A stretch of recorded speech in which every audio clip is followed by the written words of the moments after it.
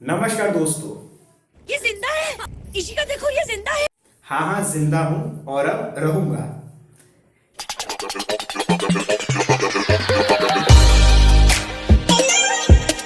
तो दोस्तों, आज के इस वीडियो के साथ हम वापस से कंटिन्यू करेंगे हमारा रीडिंग गांधी या अंडरस्टैंडिंग गांधी की सीरीज को। तो लास्ट वीडियो में हमने गांधी जी के स्वराज पर क्या विचार थे, इस विषय पर हमने चर्चा की थी। यानी कि गांधी जी के स्वराज पर क्या विचार थे या गांधी जी के लिए स्वराज का मतलब क्या था, हमने पिछले वीडियो में यह समझने का प्रयास किया था। यहाँ हमें एक चीज और समझनी है कि गांधी जी स्वराज के लिए या फिर स्वराज से भी ज्यादा जरूरी एक चीज का अंत चाहते थे, और वो है अनटचेबिलिटी, यानी कि अस्पृश्यता, या जिसे हम आम भाषा में छुआछूत कहते हैं। गांधी जी का स्पष्ट कहना था, बिल्कुल प्रत्यक्ष रूप से, एकदम सीधा सीधा, बिल्कुल साफ साफ मुंह पर कहना था कि अस्पृश्यता के रहते स्वराज संभव नहीं, यानी स्वराज्य is not possible under untouchability. ये लाइन, ये बात अपने दिमाग में बैठा लेना, क्योंकि यही लाइन हमें एग्जाम में पूरे नंबर दिलवाएगी। चलिए यहां से हम अब अपने आंसर लिखने की शुरुआत करते हैं। लेकिन एक सेकंड, लेकिन बिना भूमिका लिखे, बिना भूमिका समझे हमारा आंसर स्टार्ट कैसे होगा? ये बड़ी अच्छी बात कही आप। तो बिना भूमिका लिखे ना तो हमारा आंसर कंप्लीट होगा और ना हमें एग्जाम में पूरे मार्क्स मिलेंगे। और यही तो लफड़ा है बीए और एमए की आंसर शीट लिखने में। बात तो सही है। खैर चलिए हम लोग इसकी भूमिका को समझ लेते हैं, इसके बाद हम इसकी भूमिका में हमें क्या लिखना है उसकी भी बात करेंगे। लेकिन सबसे पहले हम समझ लेते हैं कि आखिर ये टॉपिक हम पढ़ क्यों रहे हैं, क्यों ये टॉपिक हमारे किताब में है और क्यों इस टॉपिक पर मैं वीडियो बना रहा हूं, या फिर क्यों ये टॉपिक आपके एग्जाम में पूछा जाता है, या इसे समझना आपके लिए क्यों जरूरी है। तो बात करते हैं हम लोग उस दौर की। अब हम थोड़ा पीछे चले जाएं तो भारत में अंग्रेजों का, मुगलों का या किसी भी विदेशी ताकत का राज करने का, हम पर शासन करने का सीक्रेट क्या था? वो सीक्रेट था भारतीयों के बीच में फैला ऊंच नीच या छुआछूत का भेद। गांधी जी ने भी यही नोटिस किया कि भारत उपनिवेश है अंग्रेजों का। इसका प्रमुख कारण अंग्रेजों की डिवाइड एंड रूल की पॉलिसी है। उन्होंने भारतीय समाज को अनेक वर्गों और जातियों में बांट दिया था और समय समय पे एक दूसरे को भड़काते भी रहते थे, और इसी भड़कावे में या इसी ऊंच नीच के कारण कोई भी राष्ट्रीय आंदोलन सफल हो नहीं पाता था, या किसी भी राष्ट्रीय आंदोलन को इतनी बड़ी जो है जागरूकता या इतना सहयोग नहीं मिल पाता था, इसी ऊंच नीच या स्पर्शता के भेदभाव के कारण। अब गांधी जी ने भी इसी चीज को नोटिस किया कि अगर सभी भारतीय एकजुट नहीं होंगे तो ना तो कभी कोई राष्ट्रीय आंदोलन पूरी तरीके से सफल होगा और ना ही कभी हम भारतीयों को स्वराज या स्वतंत्रता हासिल होगी। और भारतीयों को एकजुट करने में सबसे बड़ा जो चैलेंज है, सबसे बड़ी जो बाधा है, वो क्या है? शाबाश, वही चैलेंज, वही बाधा है अनटचेबिलिटी, यानी अस्पृश्यता। क्योंकि अस्पृश्यता ही थी, अनटचेबिलिटी ही थी जो भारतीयों को एकजुट होने में रोक रही थी। सच सच बताना, मजा आया और आप समझे कि इसीलिए ये टॉपिक हमारे सिलेबस में है और इसीलिए इस टॉपिक को, इस विषय को पढ़ना हमारे लिए जरूरी हो जाता है। और अब आप मोटे तौर पे समझ चुके होंगे कि ये भेदभाव है, ये हमारे लिए उस दौर में कितनी बड़ी समस्या थी। और गांधी जी ने यही नोटिस किया कि बिना इस समस्या का अंत किए हम स्वराज के लक्ष्य को कभी प्राप्त नहीं कर सकते। इसीलिए गांधी जी ने स्वराज से पहले अपना जो लक्ष्य है वो ये निर्धारित किया कि हमें भारत से अस्पृश्यता को, इस छुआछूत को, अनटचेबिलिटी को बिल्कुल खत्म करना है। तभी किसी भी राष्ट्रीय आंदोलन में पूरे भारत का सहयोग मिल सकता है और भारतीय एकजुट हो सकते हैं।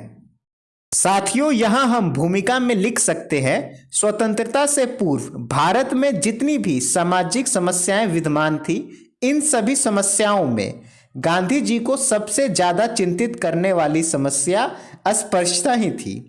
वह इस समस्या को भारतवासियों के एकजुट होने में एक बहुत बड़ी बाधा के रूप में देखते थे और इसी कारणवश अस्पृश्यता को समस्त भारत की प्रमुख कलंकित समस्या मानते थे तथा इसे हिंदू एकता और स्वराज प्राप्ति के लक्ष्य में एक बहुत बड़ी बाधा के रूप में देखते थे। यहाँ से साथियों हम अपने आंसर लिखने की शुरुआत करेंगे। तो गांधी जी के जीवन में 3 प्रमुख लक्ष्य थे: हिंदू मुस्लिम एकता, स्वराज की प्राप्ति और अस्पृश्यता का अंत। गांधी जी हिंदुत्व तथा वर्ण व्यवस्था के प्रबल समर्थक थे, लेकिन वर्ण व्यवस्था द्वारा उत्पन्न हुई अस्पृश्यता का गांधी जी विरोध करते थे। गांधी जी अस्पृश्यता को हिंदू समाज के लिए एक अभिशाप मानते थे। गांधी जी का मानना था कि हिंदू समाज पूर्णतः मानवतावादी एवं समानतावादी है, जिसमें उदारता तथा सभी के लिए प्रेम व अपनापन है, लेकिन इसमें समय के साथ कुछ विकृतियां आ गई हैं और गांधी जी इन विकृतियों को दूर करना चाहते थे। गांधी जी के अनुसार अस्पृश्यता हिंदू धर्म के सुंदर उपवन में उग आए अवांछनीय घास आदि की तरह है, जो इस तरह फैलती जा रही है कि इसके कारण इस उपवन में सुंदर फूलों के मुरझाने का खतरा पैदा हो गया है। यही कारण था कि गांधी जी अस्पृश्यता को हिंदू धर्म पर अभिशाप एवं कलंक की तरह मानते थे। दोस्तों, आई होप यहाँ तक आपको अच्छे से समझ में आया होगा। नेक्स्ट हम बात करेंगे कि गांधी जी क्यों अस्पृश्यता का उन्मूलन करना चाहते थे, या हम दूसरे शब्दों में कहें तो गांधी जी क्यों अस्पृश्यता का निराकरण करना चाहते थे। यानी कुल मिलाकर बात यह है कि नेक्स्ट हमारा सवाल बनता है कि आखिर क्यों गांधी जी अनटचेबिलिटी को खत्म करना चाहते थे, इसे जड़ से मिटाना चाहते थे। इसके पीछे गांधी जी की क्या सोच थी। तो नेक्स्ट हमारा यही टॉपिक बनेगा और इसी के बारे में हम आगे लिखेंगे। तो यहाँ पे हमें 2 बातें समझनी है।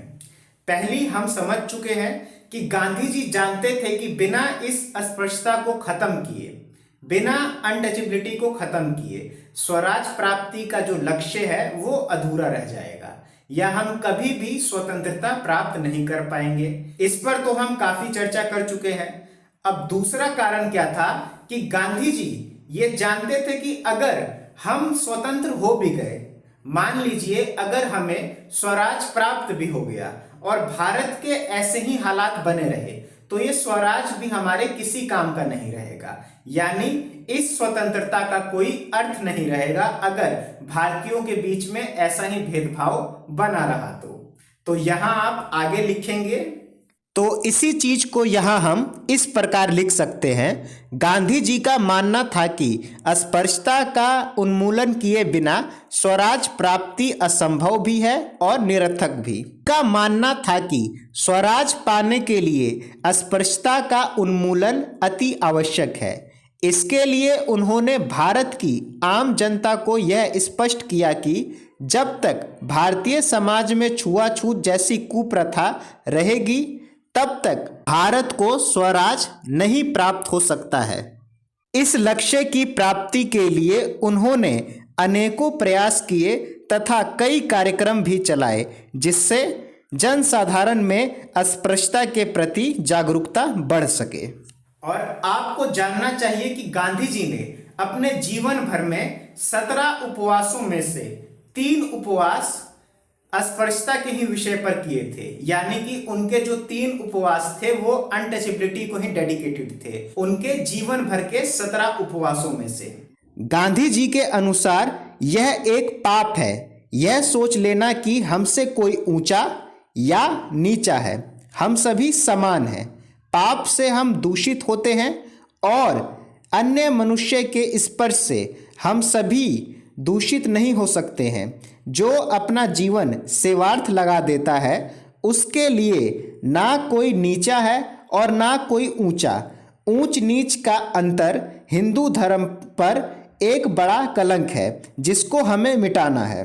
गांधी जी यह महसूस करते थे कि अस्पृश्यता ही हिंदू धर्म को अन्य धर्मों से कमजोर बनाती है। नेक्स्ट, इसी में गांधी जी एक एग्जाम्पल देते हैं, यानी कि ये जो मैं उदाहरण बता रहा हूं ये गांधी जी का है। गांधी जी कहते थे, हम ये धारणा इसीलिए रखते हैं क्योंकि हम एक शूद्र के कार्यों को नीचा समझते हैं, जबकि सफाई का कार्य वास्तव में एक पवित्र कार्य है। हम एक माँ को जब अपने बच्चे का मल साफ करते हुए देखते हैं, बच्चे के द्वारा फैलाई गई गंदगी को साफ करते हुए देखते हैं, तब भी हम एक माँ को पूजनीय मानते हैं। इसी प्रकार किसी भी अस्पताल में अगर किसी भी मरीज की सेवा एक नर्स करती है तो हम एक नर्स को भी सम्मान देते हैं। उस नर्स को, उस महिला को हम आदर के भाव से देखते हैं। लेकिन वही जो लोग हमारे दफ्तर, हमारे घरों, हमारी प्रयोगशालाओं को साफ रखते हैं, उनकी सफाई करते हैं और हमें रोग मुक्त रखते हैं, कई प्रकार के रोगों से हमें बचाते हैं, हमारे जीवन को आसान बनाते हैं, तो क्या वो लोग पूजनीय नहीं है? क्या उन लोगों के प्रति हमें आदर का भाव नहीं रखना चाहिए? ऐसा गांधी जी कहते थे। ये उदाहरण गांधी जी ने ही दिया था। ऐसे जो लोग थे इन्हें समाज अलग अलग नामों से बुलाता था, लेकिन गांधी जी ने इनको एक नया नाम दिया और वो नाम था हरिजन, यानी हरि के बच्चे, भगवान की संतान।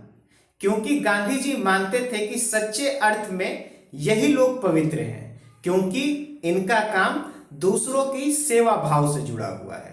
और हमारी सनातन संस्कृति में भी कहा जाता है कि नर सेवा नारायण सेवा, जिसका अर्थ है जो दूसरे मनुष्यों की सेवा करता है असल में वो नारायण की सेवा करता है, भगवान की सेवा करता है। नेक्स्ट हम आगे लिखेंगे, गांधी जी हरिजनों के सामाजिक, आर्थिक व राजनैतिक विकास के पक्षधर थे।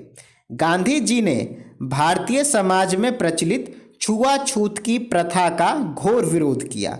उनका मानना था कि यह राष्ट्रीय एकता के मार्ग में बाधा उत्पन्न करता है। इसी के अंतर्गत भारतीय संविधान के अनुच्छेद 15 में अस्पृश्यता का उन्मूलन कर इसे कानूनी अपराध घोषित किया गया, जिसमें गांधी जी का ही बड़ा प्रयास माना जाता है। नेक्स्ट है हमारा अस्पृश्यता निराकरण पर गांधी जी के विचार, यानी गांधी जी कैसे अस्पृश्यता का निवारण या इसे खत्म करने के गांधी जी ने कौन कौन से उपाय बताए हैं। लेकिन दोस्तों, जैसा कि मैं देख रहा हूं वीडियो का लेंथ बहुत ज्यादा हो जाएगा और आपके लिए भी शायद थोड़ा मुश्किल हो जाए, तो इसीलिए सबसे पहले ये वीडियो कैसा लगा मुझे कमेंट सेक्शन में जरूर बताना। उन कमेंट्स को पढ़कर हम नेक्स्ट वीडियो में इसकी चर्चा करेंगे कि गांधी जी ने कौन कौन से उपाय बताए कि किस प्रकार से हम इस अस्पृश्यता को खत्म कर सकते हैं, किन किन तरीकों से। तो ये भी हमारा एक टॉपिक बनेगा जिसके बारे में हम नेक्स्ट वीडियो में बात करेंगे। बाकी आपका काम यही है कि ये वीडियो कैसा लगा, यहां तक समझ आया कि नहीं, आप मुझे कमेंट सेक्शन में जरूर बताएं। मैं आप सभी के कमेंट का इंतजार करूंगा। बाकी स्वस्थ रहें, मस्त रहें और सबसे जरूरी अपने काम में व्यस्त रहें।